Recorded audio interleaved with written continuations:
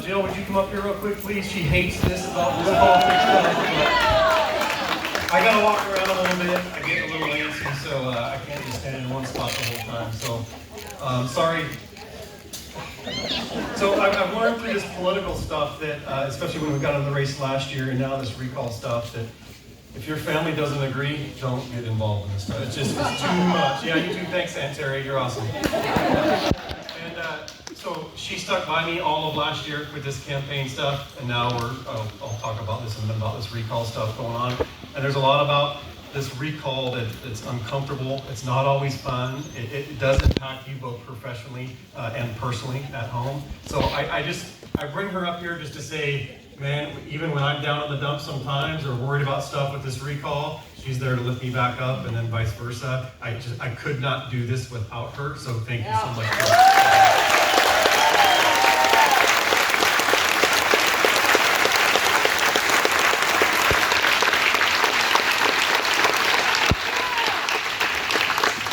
All right, and thank a few other people too. All the electeds, thank you for being here. Really appreciate the support. Friends and family. We have a small team working on this recall thing, but man, they are a powerful team. So thank you to Lisa, thank you to Allison. Part of the command staff's working on it, which is just awesome. And so there's some good stuff coming up, and they are all part of that plan. They are a part of helping, and just would you give them a round of applause?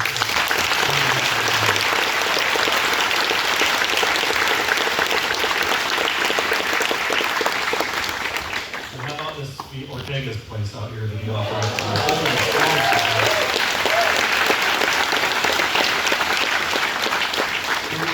You can land and take off an airplane, roll down the runway, pull in your hangar, and walk to your house. That's pretty cool. But anyway, thank you, Ortega's, very much. Okay, so how did we get here? It's been, like I just said, I ran all last year. I wanted to say one thing about Pastor Jeff. It's hilarious. He didn't say the funniest thing out there. So he rolls up here in blue jeans, boots, and a hoodie, right? Might be familiar for those who know me real well, right? He goes, no, if Adam wears a hoodie and jeans to church, I'm wearing a hoodie and jeans to his event. That's awesome. And he drove all the way from Tri-Cities to make this work today. So very appreciative of that. All right, so let's talk about last year real quick. We decided to get in the race, as a couple other people have already mentioned. We just thought it was time for a change. It was a ton of work. I told anybody I'd come and talk to any group at any time, large or small, and I think we lived up to that. And that truly, I think, is one of the things that got us winning the election. We got the word out. Having the right message absolutely helps, and I think the community was ready for this law and order, tough on crime message. And we worked our tails off all of last year. And had a lot of support in the community, ended up beating a 6-year incumbent sheriff, and not by a little bit, by quite a lot, and we got into office. And I'm not going to go into all the stuff that happened behind the scenes, but the previous speakers were absolutely right. They started trying to tear this down before we even got into office on January 1st, and that made it difficult at times. And right now we're working to rebuild those relationships. But so we go out, we're talking to the community, it's tough on crime, it's supporting deputy sheriffs, it's supporting the police, and the community bought off on it. It was fantastic. And then so we roll in January 1st, we get the new command staff together, which is awesome. Hey, a side story on the command staff. So I want people in place in command staff to do the right thing at the right time for the right reasons. For people who work for me know I say that all the time, right? And what people may not see, because we're public safety, but it's political too. You have to go out there and get elected, right? I have people in my command staff right now that actively worked on the other guy's campaign last year. But it was the right thing to do because they were the right people for the job at this moment in time. You would not have seen that in the former administration. I don't know how strongly I can say that. But so I think that's part of what I bring. It's not, while it's political, it can't be partisan. It's public safety. Public safety is for everybody. I truly don't care if you're a Republican, a Democrat, liberal, conservative, left wing, right wing. Public safety is for everybody. And so that was important, and I think we're living up to that, and we prove it in our command staff every day, and we're flourishing. They're doing a fantastic job. And so we win this thing. COVID hits in March, and it blew everybody rolled up. It changed the way we do business. and haven't really been able to focus on any of the stuff I ran on for the most part, other than dealing with COVID-19 and all that kind of stuff. And if you guys remember, the predictions for COVID initially, they were dire, they were horrible. Upwards of a couple million people potentially dying, and we all bought in. Absolutely, we have to stay safe. And especially, I use corrections as an example, because think about what those folks did every single dang day during COVID. They go into a closed facility with the worst among us. They generally don't keep very good, keep themselves up, and they still showed up to work every single day. Remember, second, third week in March, what the predictions were, they were horrible. These folks still showed up to work. So, and law enforcement, on the law enforcement side of the house, the deputies did as well, responding to calls. But if you guys could give them, that gets lost in this.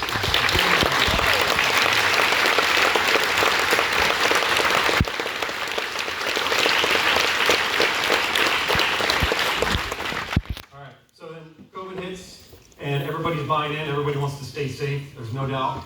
And then several weeks go by, and I'm gonna lead up to my Facebook post, because that's kind of why we're here. That was in the third week of April. And to put it in context, at that moment in time, if you remember, 90% or so of my Facebook post wasn't even about constitutional rights. That was part of it. But it was about who could work and who could not, and who could make a living for their family, and who wasn't able to. And I use this example, but I think it's important because it's not a hypothetical. The Snohomish County Courthouse is under construction, and still is to this day. Those folks showed up and worked on the courthouse every single day during COVID-19. And you could look across the street in Everett at private property, and our governor would not allow private construction companies or anybody else to have a construction project. That's just not fair. That is not fair. I believe the government should treat people equally. And if this thing is so bad, we should all be sitting at home, not just part of this. You have a right to make a living for your family.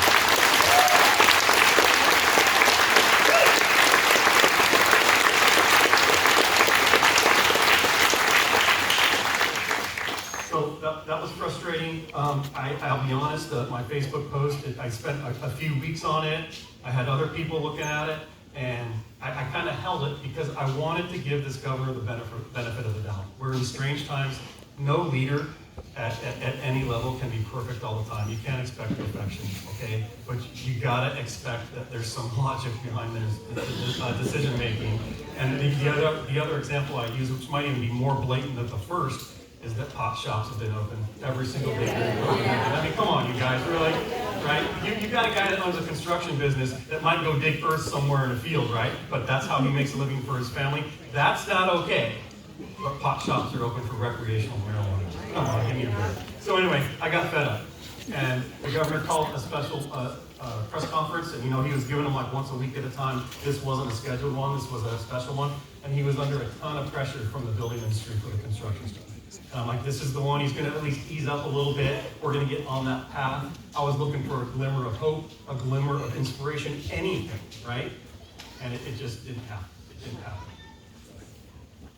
In the same span of time, I'm talking to people in the community, I'm talking to other people in very high up positions, I'm talking to friends and family, and we're talking about all the stuff I'm talking about you today, I'm talking with them. And it's the same thing. They agree. I don't know if they were just agreeing to agree, but they were still frustrated at the same disparate treatment of the government to the people of the state of Washington. Well, and I'm thinking, okay, well, if we all feel this way, why the heck isn't anybody saying anything? Well, now we know why, because it can be uncomfortable. So I've been working on this thing. I read that thing like 25, 30 times before I posted it, but after that press conference, I looked across the couch at Jill, I go, that's it. This has to happen. I'm going to do it. Hit send on that thing, and my whole life changed after that. As we all know, that can happen. So a couple million people have seen it. I've never had anything like that happen. I wouldn't recommend it. I don't know that I would want to do it. But you know what? It needed to be said.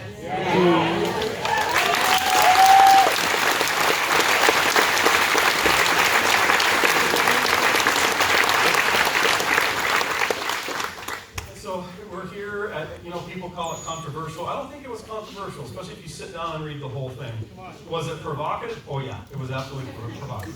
if you're going to take on the sitting governor as a brand new sheriff, there's probably going to be some repercussions, and there have been, and that's okay. But no, it needed to be said. I felt there was a entire span of people in our community that did not have a voice, but wanted a voice, and I just finally said something, and that's where we're at today. And I'm learning through this political stuff that people don't take too kindly to that. Maybe the other side, if you will. I don't like to be divisive at all. I like to be positive and unifying. But when you speak the truth and it has an impact like that, man, they don't sit back and take it. And that's what this recall is all about.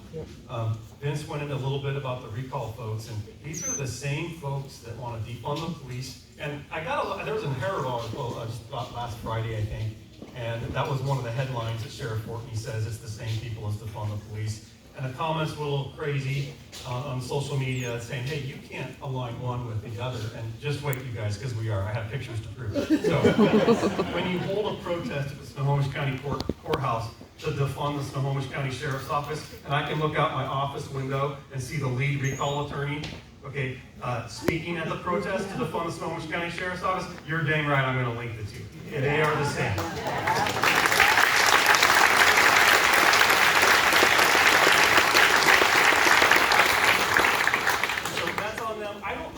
How they do it. I couldn't get up every day and put my life energy, which we all only have so much of it, into something negative. I just can't. And I've told several people in the crowd, hey, if you want to run against me in 4 years, that's the process. Bring it on, right? That's valid. That is good stuff. Debate is good. You want to ask me tough questions and ask them tough questions and see who gets elected in 4 years, that's fine. This recall stuff is not the way to do. This is divisive. I don't think our community wants it right now, but as they are loud on the other side, let me tell you. I do think it is a very small amount of people. I don't think they have a huge following or anything like that, but they are relentless. They're not dumb people, okay? They're smart people. But man, I do not think they have the interest of the community in mind. I just do not. They are the anti-cop, defund the police, like I said. So anyway, so that's why we're here tonight. We're going to push back. I said this at an event the other day that deputy sheriffs don't go around looking for fights. It's actually the last thing we want. We don't want that. But if you're going to bring a fight to our door, then we're going to give it right back at you. And that's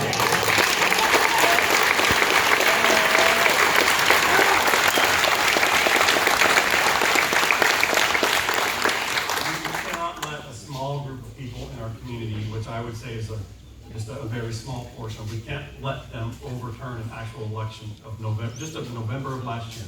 We can't allow that to happen. But it's going to take work.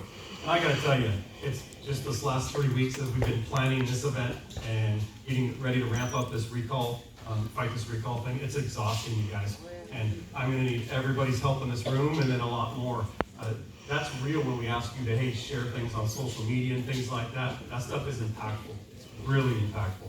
And so if you're able to donate, I can't stand talking about money and that kind of stuff, but if you can, great, I appreciate it. It does take money to get our message out. And I can assure everyone in this room, my message is going to be positive, it's going to be unifying, and it's going to be law and order, and it's going to be supporting the police. It'll be good for the community. It is not going to be negative. I refuse to do it.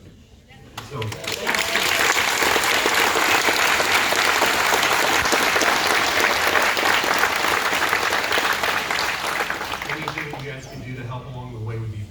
So yeah, we're ramping up.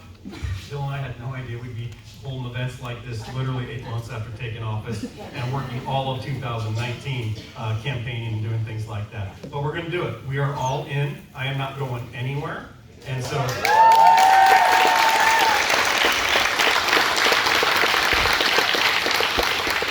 absolutely you're trying to take advantage of the new guy in office and all that kind of stuff, but I don't think they have any idea of what they're up against. So when I'm all in something, I'm all in something. If I got to be out here every day of the next 6 months doing this, that's what I'm going to do. So we have a vision for Snohomish County. The voters bought off on it. It's the right thing to do. So I will do everything. I don't care how long it takes. They have 6 months to gather signatures. That's the frustrating part about these recalls is it hangs over our heads for that long. So they got to get 44,000 plus signatures by March 10th, I think is the date. And then the auditor has to count them. If they get them, there will be a recall election. If they don't get these signatures, and this is my goal, then this thing's dead. It goes away. There's no recall.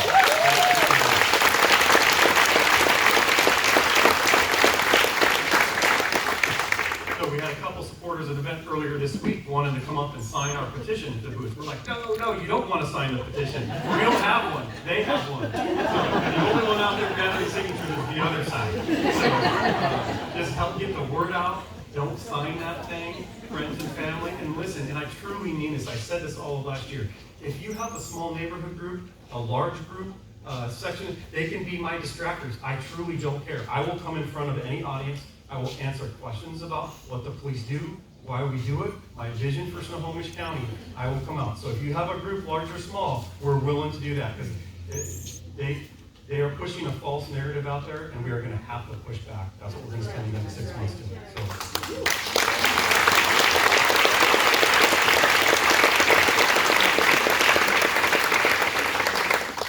I'm going to wrap up.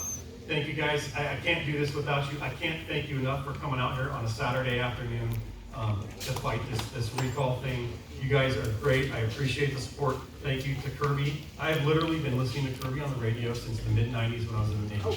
That is so cool.